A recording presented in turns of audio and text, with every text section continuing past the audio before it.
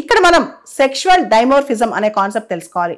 ఒకే స్పీషీస్లో పుట్టిన మేల్కి ఫీమేల్కి ఫిజికల్ ఫీచర్స్లో చాలా తేడా ఉంటుంది అనమాట. దీన్నే సెక్షువల్ డైమోర్ఫిజం అంటారు. ఉదాహరణకి హైనా ఉందనుకోండి, ఫీమేల్ హైనాస్ చాలా ఎత్తుగా, చాలా హైట్గా, చాలా బరువుగా ఉంటాయి. మేల్ హైనాస్ చాలా చిన్నగా ఉంటాయి అనమాట. హైనా స్పీషీస్లో కంపేర్ చేస్తే హైనాలో ఫీమేల్స్ ఎక్కువ డామినేటింగ్గా ఉంటాయి అనమాట. అంటే స్పీషీస్లో ఫిజికల్ అపియరెన్స్లో మీరు లయన్స్ చూడండి, లయన్స్లో మేల్స్ స్పీషీస్, లయన్స్లో మేల్స్కి బాగా గడ్డం మెయిన్ ఉంటుంది అనమాట, ఫీమేల్స్కి అది ఉండదు.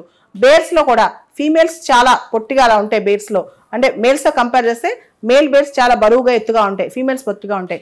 అదే హ్యూమన్స్లో చూడండి, అమ్మాయిలు పొట్టిగా కనిపిస్తారు, అబ్బాయిలు ఎత్తుగా కనిపిస్తారు. ఫిజికల్గా కూడా మనం చూడంగానే అమ్మాయిల్ని అబ్బాయిల్ని తేడా చూపించుకోగలం, సేమ్ స్పీషీస్లో ఉన్నారని చెప్పి.